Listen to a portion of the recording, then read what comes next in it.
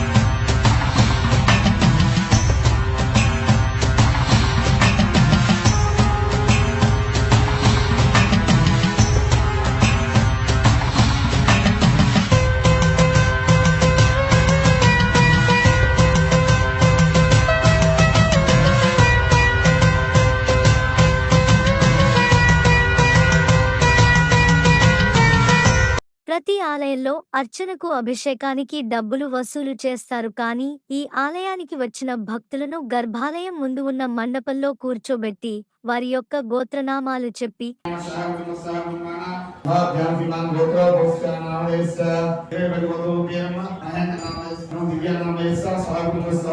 శివపార్వతులకు అందరి చేత అభిషేకం చేయిస్తారు. ఈ అభిషేకానికి ప్రతినిత్యం వేల సంఖ్యలో భక్తులు పాల్గొంటారు.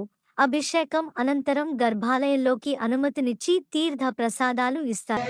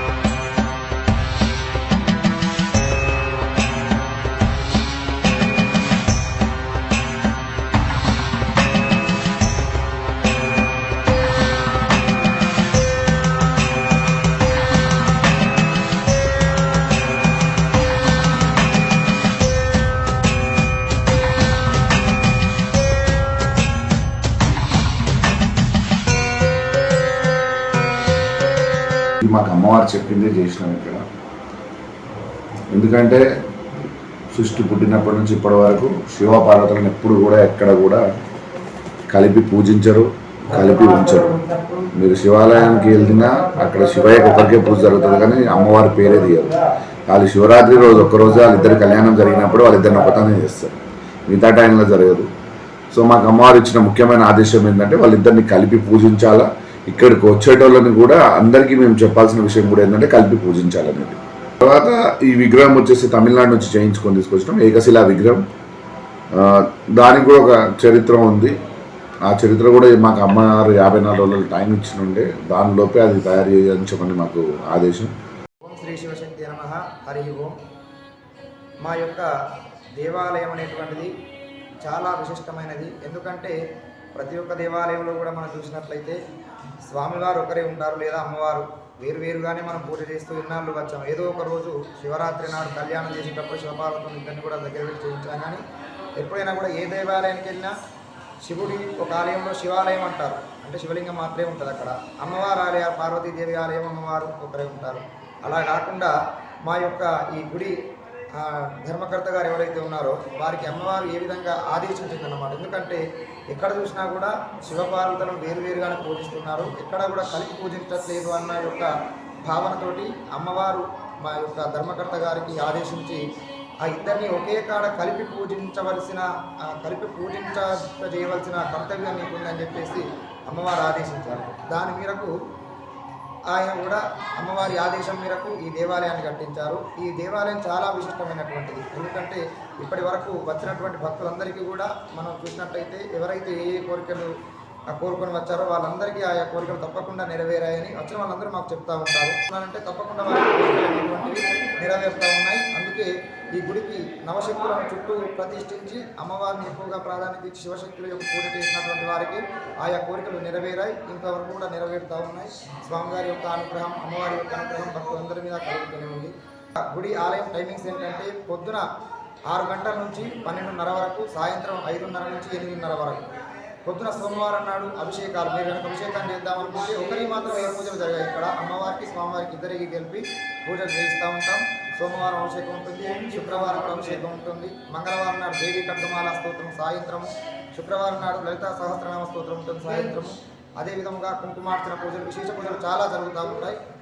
స్వామివారి యొక్క పూజలు, అమ్మవారి యొక్క పూజలు అన్నీ కూడా ఆ కార్యక్రమాలు, పెద్దమ్మ తల్లి కానివ్వండి, అభిషేకాలు ఆదివారం జరుగుతూ ఉంటాయి. ఇలాంటి పూజలను మన యొక్క ఆలయంలో జరిగి ఇప్పటి వరకు అందరూ కూడా స్వామివారి యొక్క అమ్మవారి యొక్క అనుగ్రహంతో భక్తులందరూ చాలా సంతోషంగా గుడికి వస్తూ అమ్మవారిని దర్శిస్తూ వెళ్తూ ఉన్నారు. స్వస్తి. ఎలా ఉంది నలుపు వర్ణపు గుడిలో అర్ధనారీశ్వరుడు?